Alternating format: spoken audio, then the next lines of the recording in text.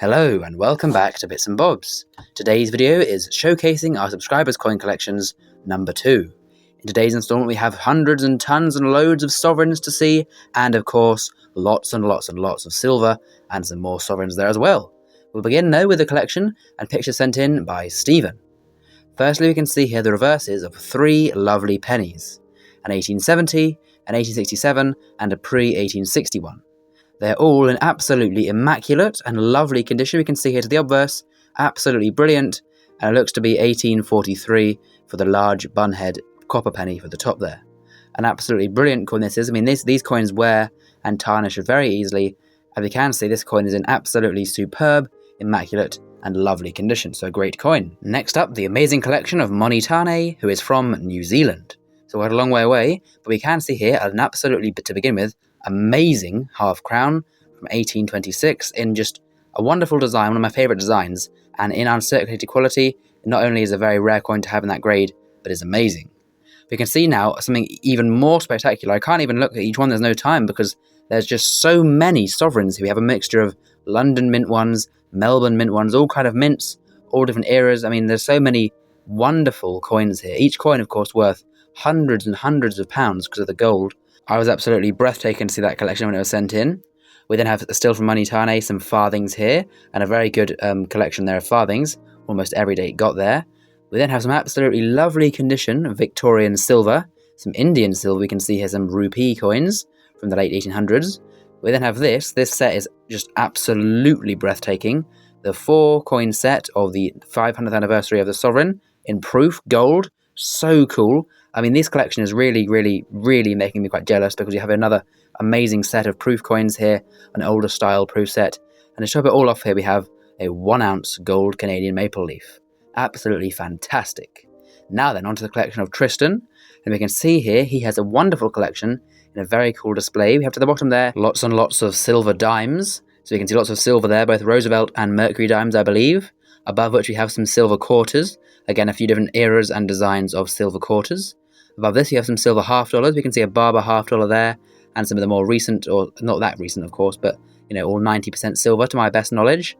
And above that, we have some Morgan and Peace dollars. We then have some British pennies above that. In the centre there, we can see there a little zoom in. We have a sovereign and some assorted foreign with some British there coins as well. And there's an old, looks like an old George II halfpenny among some Victorian silver and an amazing sovereign to the centre.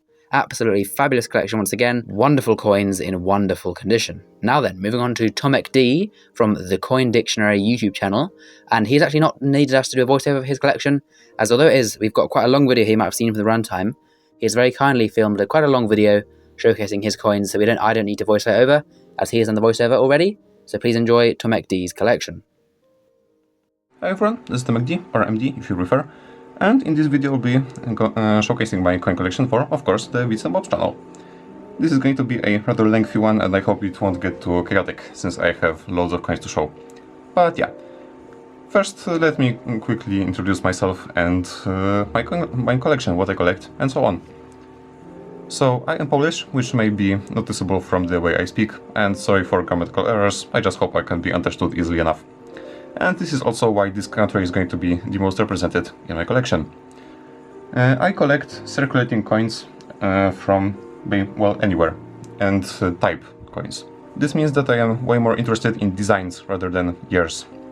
I don't do date runs, and for instance, if I was to get a Victorian shilling, I would be just interested in the design. There were a few designs minted under her reign, and I would be just interested in getting one piece from each of them. I am not interested in years, once again. Secondly, the thing I think makes my collection interesting is that I never ever buy coins. Which means that each and every one of these coins has either been given to me, been found by me, or traded. And I have not spent a penny on my collection, except for shipping when it comes to trades, but I don't count that. So with that in mind, here's a very, very brief overview of my collection. Here are the coins from the region around Poland, let's say. Here is Western Europe, here is Northern, Southern Europe. From outside Europe, here is UK, here is foreign commemoratives, Polish commemoratives. Other countries such as Canada, the US, Russia, Germany, Poland. hammered coins and coins which I have found. Yeah, so that's a very quick overview. And next, I think we'll just segregate them by countries and we'll get over the ones I have. So I have segregated my miscellaneous countries, meaning those ones which don't have enough coins from them in my collection to be their own category, such as Poland or UK or Canada. So well, this is how it looks like. Yeah, so don't be confused why I don't talk about each and every coin separately and in detail, since there are just way too many of them. Instead, I'm just going to go over the countries. Here's Czechia, Slovakia, Czechoslovakia, Ukraine, modern Hungary, communist Hungary. This one is from Austro-Hungary on the Hungarian side. This one is silver. Belarus. Here is Switzerland. These two are silver. Here is Italy, Belgium, Spain, Austria. These two are from Austro-Hungary, but the Austrian side. This one is silver. France, the Netherlands. This is Portugal. One loan from Ireland, Lithuania, Sweden, Estonia, Latvia, Norway, Denmark. This one's silver. Finland, Greece, modern Bulgaria, communist Bulgaria, Yugoslavia. This is Croatia, Romania from the communist period. This is Turkey. This is Macedonia. Here is southern Vietnam, Iraq, United Arab Emirates, Indonesia, Singapore, India, Thailand, British Borneo, and here are ones represented by one coin: Egypt, Hong Kong, Georgia, South Korea, Israel, Ecuador, South Africa, Mexico, this one's silver, Iran, and New Zealand, a silver shilling. Yeah. So yeah, that's a basic overview. And some of these coins will appear again, since a few of these are really interesting and are worth talking about on their own. So yeah. Next, I think I'll move on to the next category, which is going to be UK, because why not? So these are my modern circulating UK coins, and I'm not going to spend any time on them, since this is just regular change for you guys. Like, what is interesting is in a 2019 50p for you guys. Like, for me these are foreigns, so yeah, they have some value to me, but not so much to you guys, I guess. I think the only mildly interesting coins are the 2 round pounds, since they no longer circulate, and a 2p from Jersey, 1975. This one is in really nice condition, and from what I know, these don't circulate too often. So this is something slightly interesting. With these out of the way, let's move on to the more interesting pieces, those being the coins that no longer circulate. As you can see, I don't have many of them, and I honestly wish I had more, since I absolutely love the pre-decimal designs, but yeah, I just didn't have the opportunity to trade with anyone from the UK. From the non-circulating stuff, I have a decimal halfpenny from 1971, pretty damaged. A large size 50 pence. This one is in really nice condition. And from the pre-decimal coins, here I have a 1923 halfpenny, which is in really great shape, well, except for the rimdings, but when it comes to detail, like, look at it, it's really nice. I have a 1964, and for the pennies, I have a 1962, however this one is cleaned, unfortunately. A 1916 with some damage, not really visible on camera since it is warped. But yeah, I will get to this coin in a minute. And a 1910, my oldest British coin. I also have a 1941 3 pence, a 1966 florin, which I absolutely love, one of my favorite designs of all time for any coin. And for the silver, yeah, that's it. A 44 sixpence, 50%. No more British silver. When it comes to sixpences, that's actually a funny topic, since some time ago I was given a coin collection. You know, someone stopped collecting and knew that I did, so they gave me their set, and look what was in there.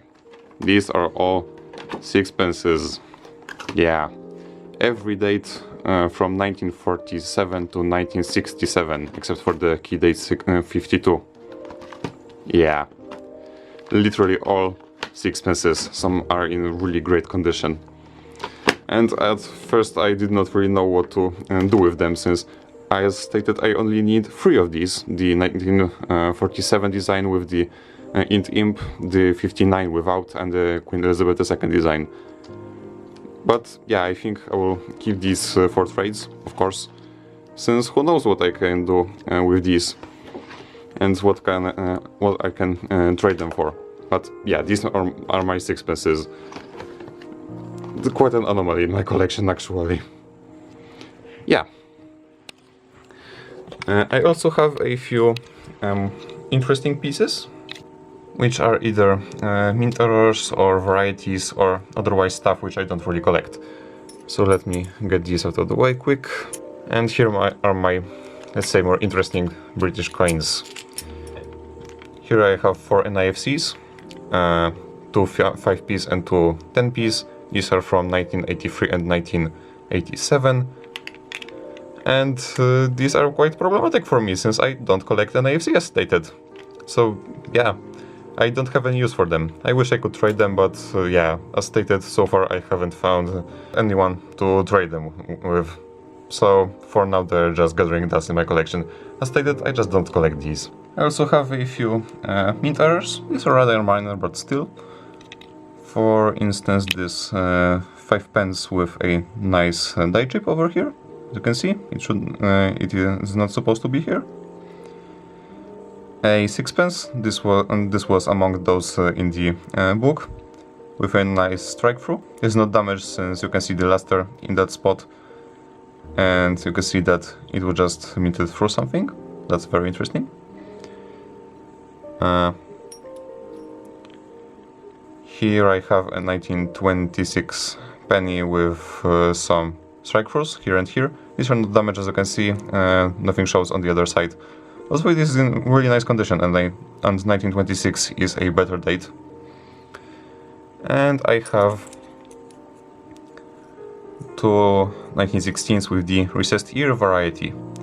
In case you are not familiar with it, in some 1915s and 16s, the ear of the king was recessed further into the coin to prevent ghosting.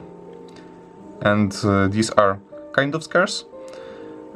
Once in this condition I saw selling online for like 8 or 10 pounds. I don't know how much they sell for in practice, but yeah, if someone knows, please inform me, I am curious. But yeah, I have two of these. So for my British coins, unfortunately, that's more or less it. I wish I had more. I absolutely love British stuff for their designs, but I just did not have the opportunity to trade with many people from the UK. So yeah, for my interesting British stuff, that is more or less it. For now, I'll move on to other countries. We'll see what will be next. I decided to stick to the British Commonwealth, so next up we have Canada, and quite a few coins from there. Here I have some $2 pieces with the polar bear, some modern dollars with the loon. Here are the old nickel ones. Here is a 50-cent piece, some quarters, dimes, nickels. I have some older ones, such as here a laureate portrait. Here is a 12-sided one, an older one with which was minted in chromium plated steel.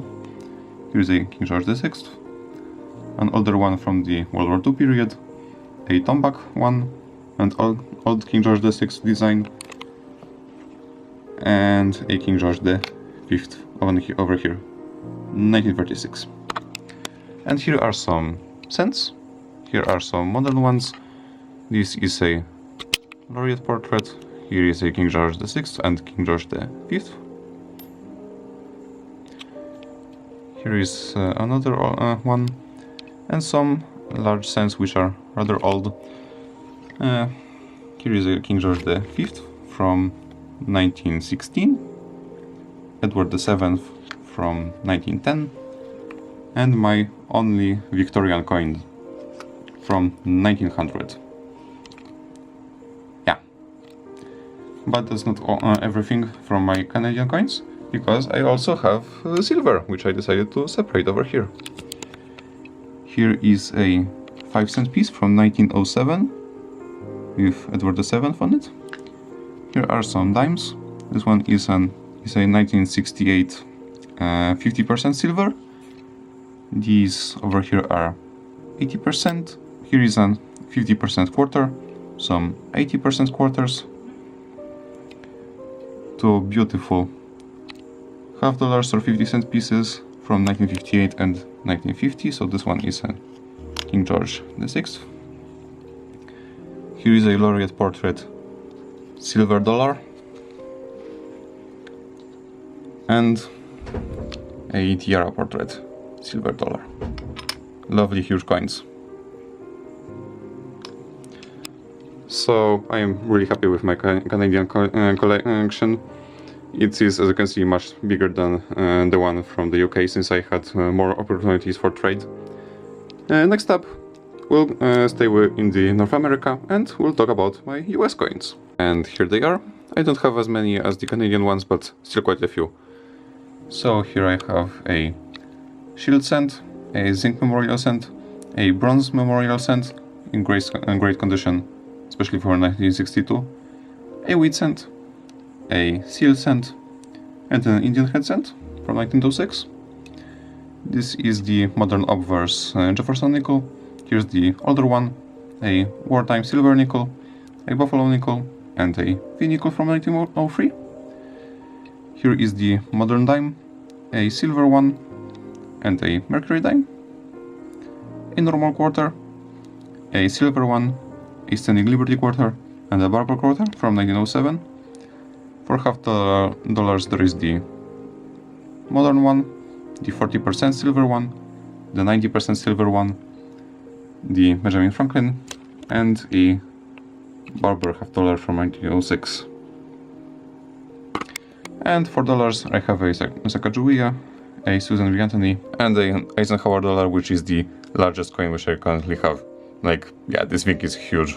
So quite a bit of silver here, and I think on par in Canada. In general, this would be the second or third country from which I have the most silver, aside from Poland, of course. So next up, I think I'll move on to Germany and Russia. And as you can see, I have quite a few of these, so I'll be quicker this time. First off, here I have some euro coins, and since I just thought they would fit here. And I don't actively collect these, I just have one from each of the reverse varieties, meaning this side. I don't really care about the countries. And as stated, I'm not actively collecting them. Here is modern day in Russia. Some of these are no longer being minted, but are still technically legal tender. Some of the denominations repeat because they are from different varieties. Here is Soviet Russia. Here's 3 kopieki. A rather funny denomination. Here's 5 from 1926, so before World War II. Here is a 10 from 1930, this is silver. 15 from 1931, also from the interwar period, and another funny denomination. And here are 2 from after the fall of Soviet Union, however, and these are not currently circulating. They have been demonetized. And some from the Russian Empire. This is 2 kopieki from 1900 and 15 kopiek from 1913. This is silver. Now for Germany, on the western side, here are some coins up to 1 mark. Here is the East Germany. up to 2 marks. Here is the Third Reich, because I have a few of these. Here is the Weimar Republic. And here is German Empire. This one is from 1876, this one is from 1912, 5 Pfennig 1919. This is 25 Pfennig from 1910. This is a rather scarce coin and rather valuable. And half a mark from 1905. This is silver. And also one from Saxony from 1853. And I classified it as Germany because it did belong to the German Reich. 2 Neogroschen, 20 Pfennige. Yeah, I like this coin even though it is weakly struck, because it is just so old. And this concludes all of my foreign coins, aside from commemoratives, which I think I'll move on to next. Just to round up all of the foreign coins. And before I get finally into Poland. And here is how they look like. Over half of them are from Canada, so let's start with this country first. These are commemorating the country's 100th anniversary of Confederation. The last 2 are silver. This is 125 years of the same Confederation, some double dates. Here are some more double dates commemorating Queen's Golden Jubilee. Here's a special obverse $50. 150th anniversary of Confederation with special designs. And a colorized quarter. And here are some miscellaneous ones, let's say. Here is Year of the Volunteer 2001. 100th anniversary of the Blue Nose schooner, the ship on the coin. Here's a special design, and here is a colorized one. Here's a one commemorating 200th anniversary of discovery of nickel on Canada's land. Here is 100th anniversary of the establishment of Royal Mounted Police. Here is Remembrance for World War II. And finally, Canada's wildlife. And these two are of course colorized. Next up, the US. I have all 4 designs from 2009 commemorating 200th anniversary of the birth of Abraham Lincoln. Here is 200 years of independence, $50. Washington crossing the Delaware, Salt River Bay, Blue Ridge Parkway, and a state quarter for Colorado. Now on to Germany. This one is 20 years of East Germany, and these are from the west side, commemorating prime ministers. These are from the Soviet Union, and this frankly amusing one celebrating the 100th anniversary of the birth of Lenin. Yeah. These are from Spain, 1982 World Cup and 1993 St. James. And here are some countries represented by a single coin. The year 2000 from Czechia, 10 korun. 200 lire from Italy, 1981 FAO. And Croatia, 1 kuna, 5 years of the new currency. And lastly, 5 forint from Hungary, 2021, 75 years of the forint. So, yeah, now I can move on to Poland, the country the most represented in my collection. And so this is how my Polish coins look like. And since there are a lot of them, I have split them into categories. These are modern circulating ones, which you can find in Change Today. Here is the communist period in numismatics from 1949 to 1990. 1, 2, 5. Here's our 10s, 20s, 50s, 1 złoty,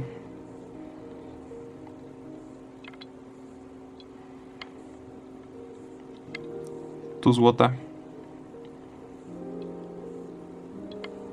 5 złotych. This design is really beloved over here, and for a good reason. I mean, it's just so pleasing to look at.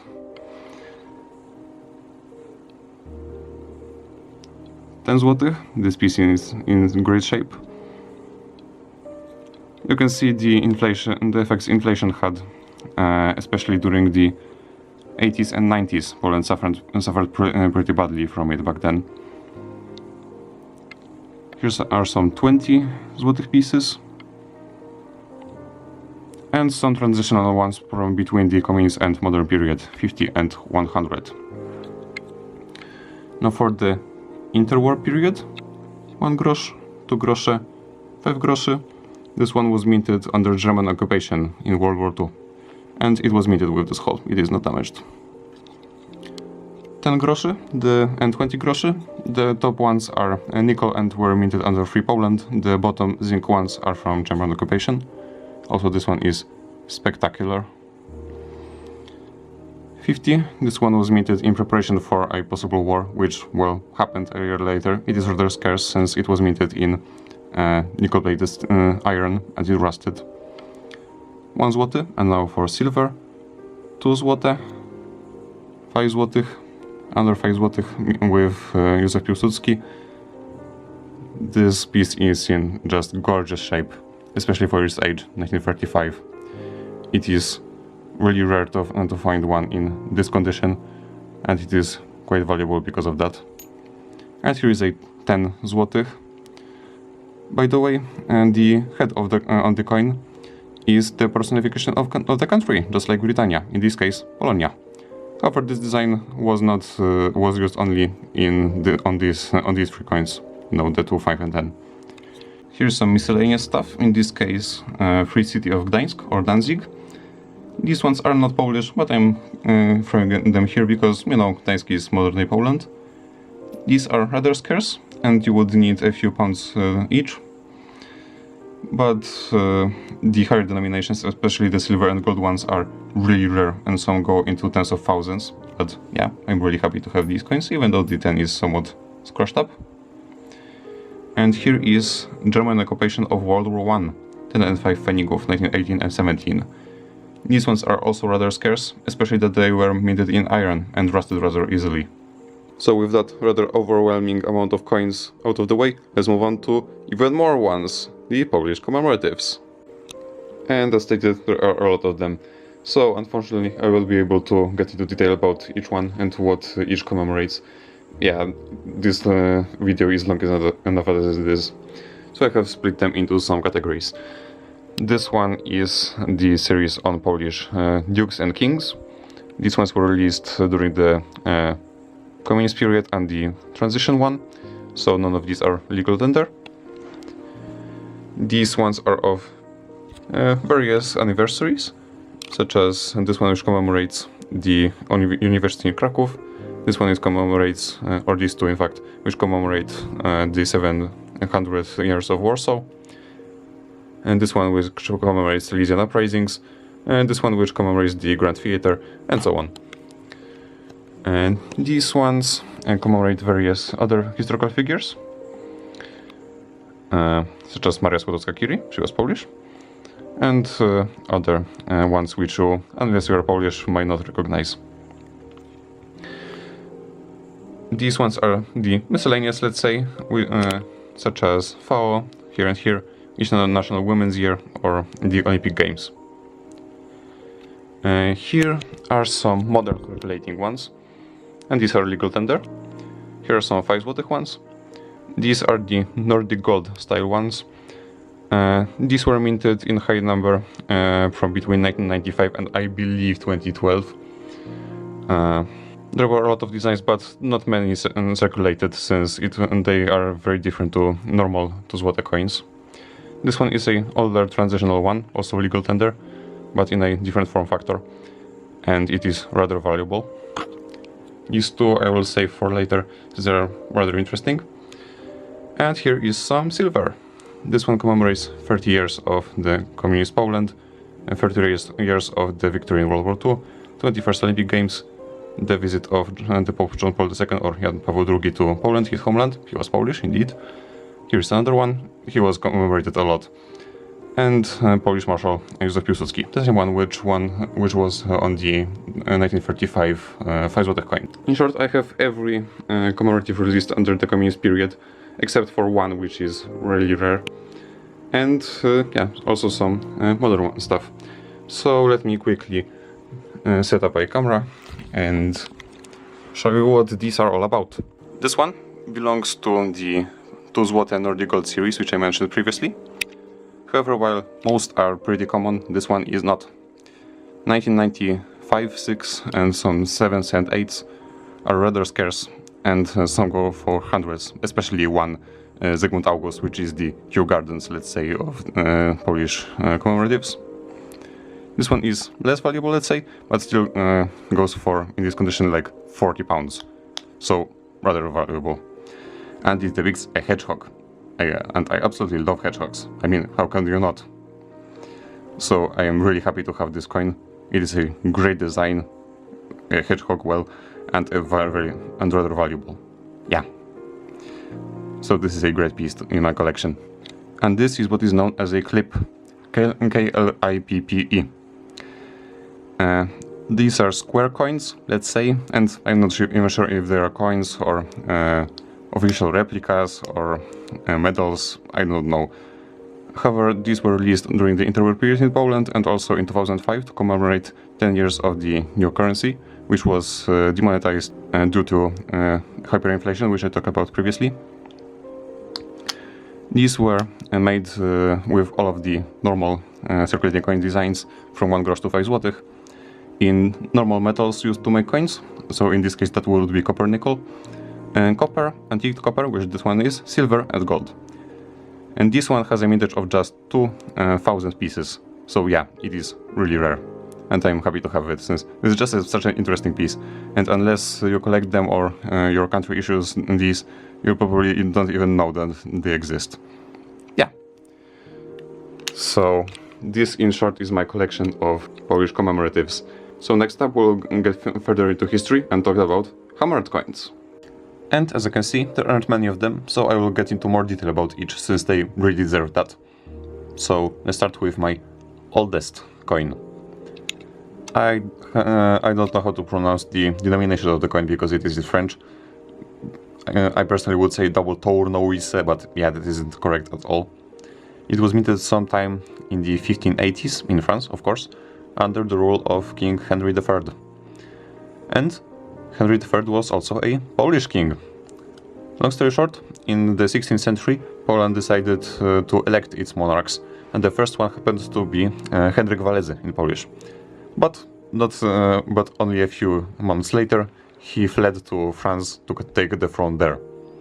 So he more or less abdicated, but still titled himself as the King of Poland on his French coinage. Yeah, so that's a neat historical fact. And as stated, this is my oldest coin. These three over here are copper solidi, singular number solidus. In Polish these are called szelongs, or szelong. And yes, the words szelong and shilling have a common root. That's because that's why they are so similar. These are worth 1/3 of a grosz and were minted in the 1680s under the rule of Polish king Jan Kazimierz Waza. They have a long history related to the wars with Sweden, but yeah, unfortunately I don't have the time to talk about it. As you can see, they are in pretty rough shape, but you can still see the king's effigy and the Polish eagle. This one is also a szelong or solidus, but a silver one, and it was minted in 1654 in Riga, modern in Latvia, of course. And the city of Riga belonged to Poland for a long time, but during the Swedish Wars, which I mentioned a second ago, it was occupied by Swedes. And this coin was minted under their rule, so the name of the monarch is Christina, the Queen of Sweden. This is a fascinating piece, and Riga was recaptured by Poland a few decades later. So, yeah, I mean, there's just so much history to these coins. And stuff that you don't really encounter unless you are a historian. This coin is called a półtorak, which means 1.5. 1.5 groszy. This coin was minted in 1624 under the rule of Zygmunt III Waza. It is less historical, let's say, but I mean, look at it. It's just such an amazing piece. Here we have some larger stuff. This is a 6th thaler from the ex-Polish king August III Sas. It was minted in 1763 in Saxony. As you can see, here is a Polish coat of arms, and Polish-Lithuanian, and Saxon over here. And he titles himself as Rex Pol, or the King of Poland, still on the coin. However, he wasn't at the time. In short, to recognize if this is a Polish or a German coin, or Saxon, you look for the crown on the king. If he doesn't have one, it's Saxon. If he does, it's Polish. So this is another interesting piece. This one is a szóstak, or 6 grosze, the denomination is here, from 1682. It was minted in Prussia, but Prussia was under Polish rule at the time and Polish control. So it was minted under the Polish money standard.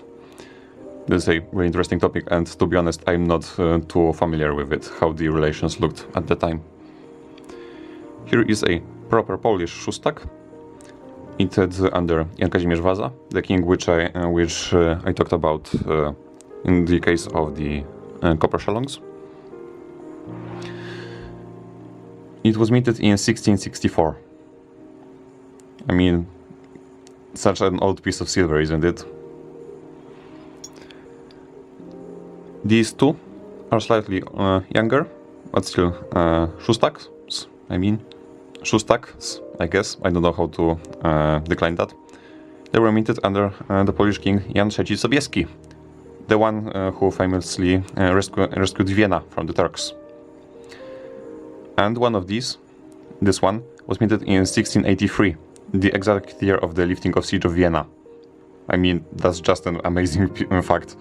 And when I told it to a friend of mine who is highly into history and especially Polish history, he was thrilled to hear that I have a coin like this. Yeah, so these are again very historic. This one is from 1862, as you can see. So this one is an ort, meaning 18 grosze. The denomination is here, 1/8. It was minted in 1684 and again in Prussia, same as the szóstak, which I showed you previously. It has the depiction of the same monarch, but I mean, it is just a spectacular one. Look at it. A nice large portrait, and these coins are quite valuable. In general, a special portrait ones, you know, the ones where a portrait is more fancy than a regular depiction, cost more. And last, my largest hammered coin is this. This is a tymf, or a 1 złoty coin. It was minted under Jan Kazimierz Waza, again, and it says 30 groszy, which was its face value, but if you compare it to an ort, 18 groszy, again, you can see that it just doesn't measure properly. And that's because they were overvalued on purpose. And this was to repair the country's budget after the wars with Sweden, which really devastated it. It was minted in 1665, and the lettering over here means something akin to the fatherland is more important than the metal. I mean, how cool is that? And these coins are the first Polish 1 złoty coins, and because of that they are very, very collectible nowadays. It would be like a first British penny or a first pound, something like that. Less prestigious, let's say, because the UK is a larger market, but same role. Yeah. So, I mean, my hammered coins, even though I don't have many, are just so fascinating, and I absolutely love each and every one of them. Now I will move on to my found coins and my most favorite coins from the entire collection. So I can't wait to talk about that. It turned out that the topic of found coins was going to be so long that I decided to split the two. So here are my found coins, meaning coins which don't circulate in Poland, but which I found over here. And without a metal detector at that. So for instance, here are my coins we found in Poland, which are from Czechia, including this one, 20 koron, which is my largest coin ever found, Polish or otherwise. These are from Ukraine, Belarus. Here are some United States, which, I mean, these are from a different continent. These are from UK, and including a 2 pence, which, I mean, these are common enough in the UK, but abroad, not really, especially that they are very large coins. And speaking of UK, while I was in London a few years ago, for like 5 days, I managed to find 22 coins, including this one, a decimal halfpenny from 1981. And I mean, I don't know how often do you guys find these, considering that they left circulation ages ago, but I was in London for 5 days and I managed to get one. And because of that, it is really something else in my opinion, and I love it for that, even though, as you can see, it is in really rough condition. Here is some miscellaneous stuff, such as Lithuania, Georgia, Canada, and Singapore. And these two are, of course, from different continents. And here is the demonetized stuff, which means coins which used to circulate in Poland, but no longer do. And to find one of these, they had to just stay there from the time which they were circulating. So since the late 80s and earlier. So finding one of these is extraordinarily rare in the wild, unless you have a metal detector. So don't be fooled by the fact that I have so many of them. These are really, really rare.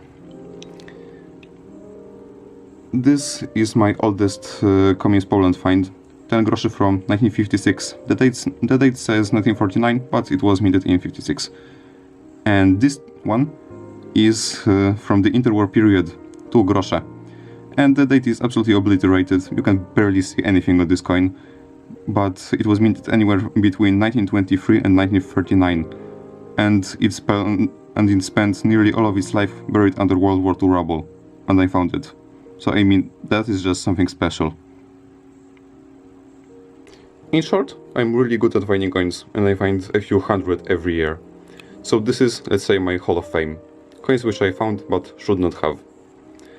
And I have also excluded Euro coins from here, since I find them quite often and they are not really interesting in my opinion. So now I can finally move on to my favorite coins in the collection, and this is going to be really fun to talk about. And finally we have reached my final part of the collection showcase. These are my coins which I just wanted to show in more detail, or are my favorites. This, for instance, is a graded coin, 5 groszy 1993, and graded MS66 by NGC. This coin is the key date for this design, and in high grades, which this one well absolutely is, are worth a lot, like £100 plus. So, and I didn't spend a penny on it. Yeah, that's one story.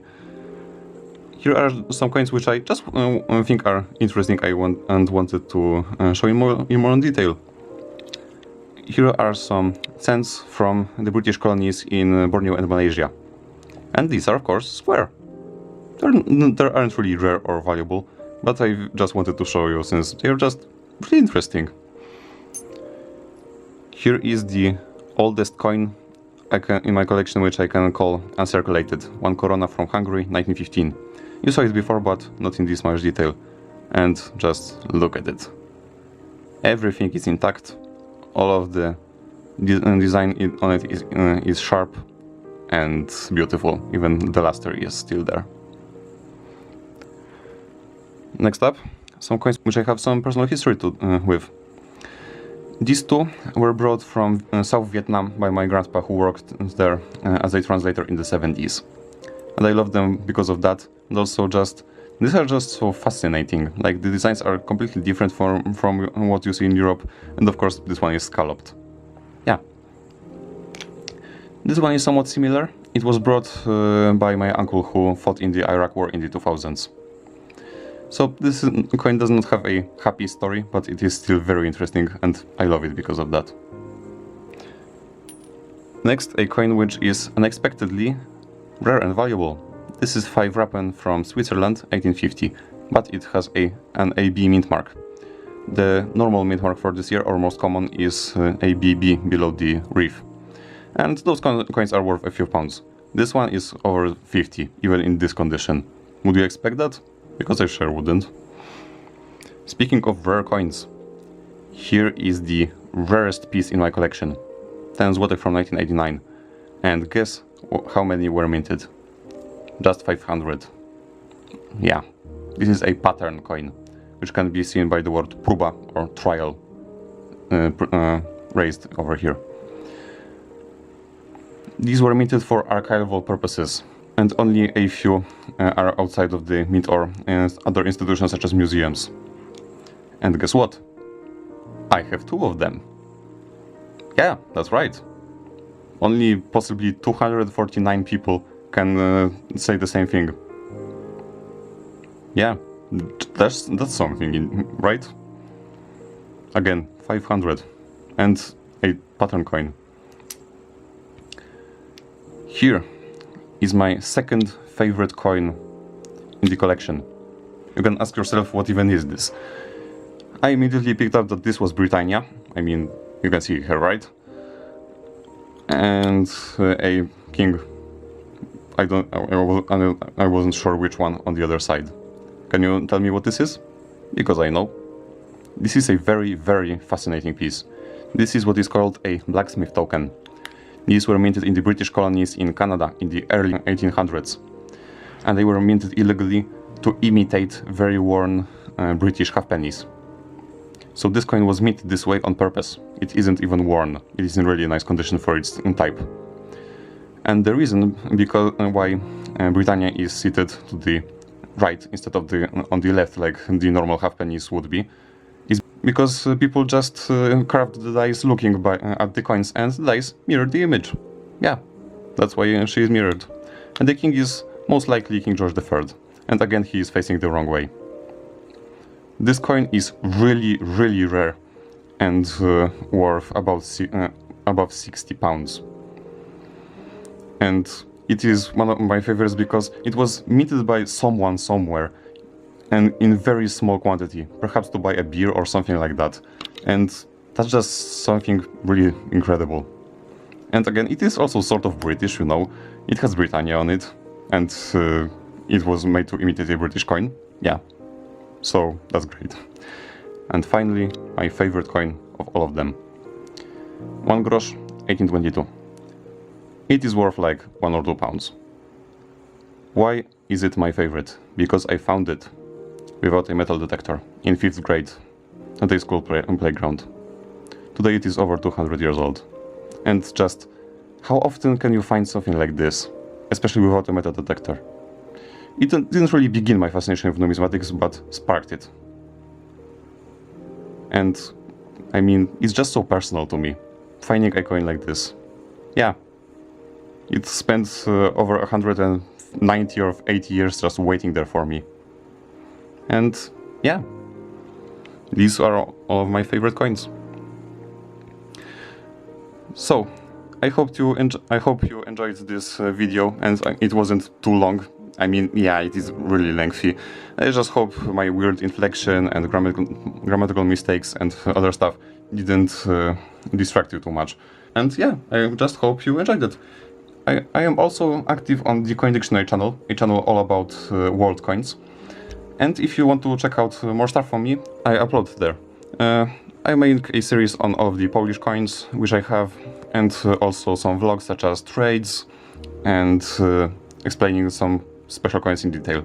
Yeah, so if you're interested in my content, there is some more, I guess. Yeah, so, right, thanks for watching, and I hope you enjoyed this video of mine. So there we go, an amazing collection, lots of variety, all different eras, styles and types of coin. So a great collection there by Tomek D from the Coin Dictionary.